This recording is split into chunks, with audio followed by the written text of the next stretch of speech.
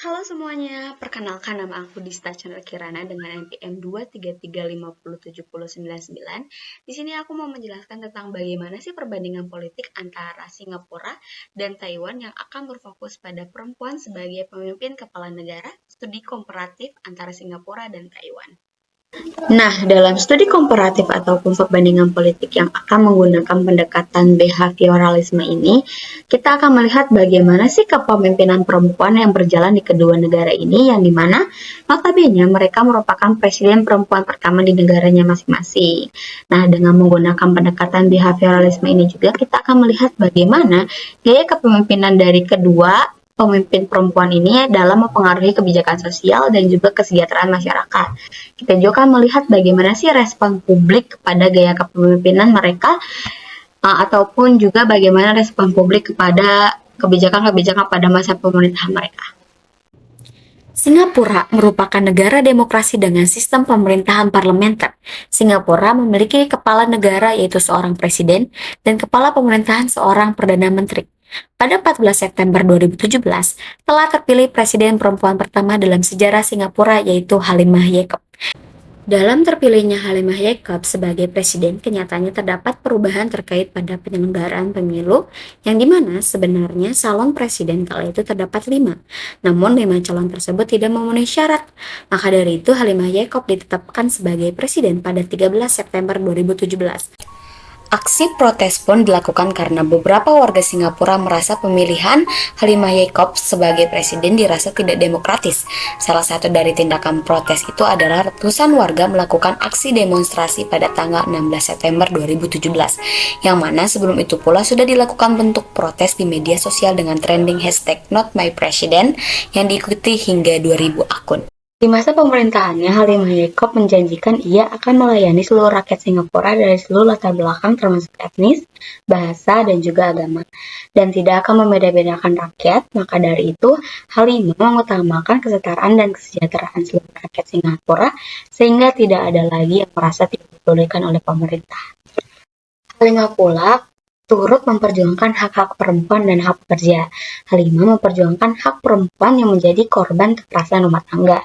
Dalam memperjuangkan hak-hak pekerja, Halimah bergabung dengan organisasi pekerja internasional dan ia berhasil dinobatkan sebagai wanita pertama pada organisasi International Labour Organization atau ILO. Dan juga ia mendukung jam kerja yang fleksibel agar seseorang tetap merawat keluarga demi keseimbangan kesehatan keluarga. Selanjutnya, pada tahun 2017, Singapura mengalami kenaikan ekonomi 3,5% dan juga Singapura melakukan pengelolaan limbah yang bertujuan untuk mengurangi emisi melalui 3R yaitu Reduce, Reuse, dan Recycle. Dan dalam masa pemerintahannya pula, Singapura menduduki peringkat kedua di dunia dalam kebebasan ekonomi pada tahun 2020 dengan skor keseluruhan 89,4 dari 100. Nah, Halimah juga merupakan sosok yang dinilai pemerintah mampu dan pantas untuk menjadi presiden karena beliau dianggap mampu dalam mengelola keuangan berdasarkan besaran yang telah ditetapkan Presiden Singapura. Beliau juga termasuk dalam pendobrak sejarah kepresidenan di Singapura yang menjadikan seorang perempuan Muslim menjadi pemimpin sebuah negara yang mayoritas memiliki etnis Cina. Serta beliau termasuk sigap dan cepat dalam mengambil keputusan untuk suatu bencana yang datang pada negaranya. Taiwan merupakan negara republik yang memiliki sistem campuran antara presidensial, parlementer, dan model kabinet. Kepala negara Taiwan merupakan seorang presiden yang dipilih melalui pemilu setiap 4 tahun. Di Taiwan sendiri terdapat kepala negara atau presiden perempuan pertama yaitu Tsai Ing-wen.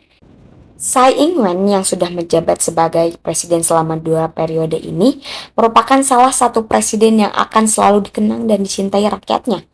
Walaupun perjalanan kepemimpinannya pada periode pertama tidak terlalu baik, yang dimana Tsai kerap dianggap sebagai birokrat yang membosankan. Setelah Tsai Ing-wen menjabat sebagai presiden pada tahun 2016, ia dinilai sebagai sosok yang berani dalam mengambil sikap yang dimana ia berani menyatakan bahwa Taiwan tidak perlu mendeklarasikan kemerdekaan mereka karena sejatinya Taiwan memang sudah menjadi negara yang merdeka. Tsai juga mempunyai keterkaitan yang kuat dengan DPP, partai pengusungnya yang dinilai memang lebih berani dibandingkan partai KMT dalam pengambilan keputusan, sikap atau kebijakan terkait hubungan lintas selat dengan Tiongkok. Tsai berkomitmen untuk mengarahkan masa depan yang lebih sejahtera yang dimana fokus utamanya yaitu permajuan ekonomi. Tsai mendorong 5 fokus inovasi industri yaitu bioteknologi, pertahanan nasional, jaringan internet, energi hijau, dan juga mesin pengukuran kecepatan. Tsai juga memiliki agenda reformasi yang dinamai 5 reformasi politik utama yang terdiri dari aspek penyemarataan keadilan yang akan berfokus pada mengatasi ketimpangan ekonomi dan juga pemerataan lowongan kerja. Kedua, lembaga pemerintah yang berfokus pada meningkatkan komunikasi antara warga dan pemerintah untuk menimbulkan atau menghasilkan kebijakan-kebijakan yang lebih. Lalu, ketiga, ada badan legislatif yang mana akan lebih memperkuat dan mendorong reformasi konstitusional. Keempat, ada keadilan tradisional yang mana pemerintah akan meminta maaf secara resmi untuk tekanan dan eksploitasi terhadap penduduk asli dan juga meluruskan kebenaran sejarah. Nah, yang terakhir adalah mengakhiri sifat berat sebelah yang mana akan mengembangkan solidaritas sehingga dunia akan melihat Taiwan bersatu.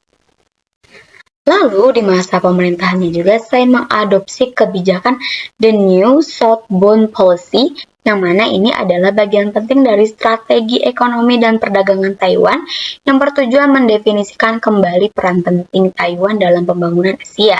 Di masa depan pedoman ini akan menentukan arah upaya pemerintah menyatukan masyarakat internasional, terutama negara-negara ASEAN dan Asia Selatan, bahwa Taiwan memiliki niat yang tulus dalam mendorong proyek kerjasama dan terlibat dalam pembicaraan maupun dialog. Kebijakan ini pula diadopsi guna mengidentifikasi arah dan kekuatan pendukung baru dalam tahap baru pembangunan ekonomi Taiwan. Respon publik. Pada dasarnya terdapat beberapa perbedaan respon publik terhadap keduanya, yang mana beberapa rakyat Singapura kontra terhadap pemilihan Halimah sebagai presiden dikarenakan sistem pemilu yang dirasa tidak demokratis, sedangkan Tsai Ing-wen menerima beberapa respon skeptis dari publik karena kepribadian dirinya. Ini menunjukkan bahwa perbedaan respon publik yang kentara antara tidak puas dengan sistem dan skeptisasi terhadap kepribadian individu pemimpin. Kemajuan ekonomi dan sosial. Kebijakan ekonomi dan sosial di Singapura pada hakikatnya banyak berasal dari pemerintahan Perdana Menteri. Namun Halimah juga ikut mendorong advokasi peningkatan ekonomi, inklusivitas sosial, dan pengentasan kemiskinan melalui program kesejahteraan sosial. Sedangkan Tsai berfokus pada kemajuan ekonomi yang memprioritaskan generasi-generasi muda yang menjadi korban goyahnya ekonomi untuk diberikan bantuan melalui kebijakan-kebijakannya dalam mengatasi ketimpangan ekonomi. Kesetaraan masyarakat. Sebagai presiden perempuan pertama di negaranya masing-masing, Halimah dan Tsai dalam masa pemerintahannya ikut fokus dan mementingkan hak dan kesetaraan seluruh rakyat, terutama perempuan dan anak-anak, di mana Halimah sangat memperlihatkan dirinya dalam memperjuangkan hak-hak perempuan dan juga pekerja dan juga kelompok minoritas di Singapura, yang menjanjikan bahwa dirinya tidak akan membedakan perilaku berdasarkan latar belakang. Kemudian Tsai yang turut memperjuangkan hak perempuan dan anak yang berfokus pada keselamatan, kesehatan, dan juga kesetaraan ekonomi. Nah, untuk kesimpulannya secara garis besar dikatakan bahwa pengaruh kepemimpinan perempuan terhadap kesejahteraan rakyat dapat berbeda-beda tergantung pada peran politik dari kebijakan yang diterapkan oleh negara masing-masing. Halimah Yacob sebagai presiden di negara pemerintahan parlementer membuat perannya sebagai kepala negara lebih seremonial atau bersifat simbolis. Efek dari kepemimpinannya lebih berfokus pada advokasinya terhadap kelompok rentan karena kebanyakan dari kebijakan ekonomi dan kesejahteraan dipimpin oleh Perdana Menteri. Sedangkan Sang Ing-wen yang memegang kekuasaan eksekutif lebih besar dan juga bisa lebih secara aktif menerapkan kebijakannya berpengaruh langsung pada kesejahteraan rakyat. Seperti halnya agenda 5 reformasi politik miliknya, ini membuktikan bahwa kepemimpinan perempuan di Taiwan memiliki pengaruh yang signifikan terhadap kesejahteraan rakyat.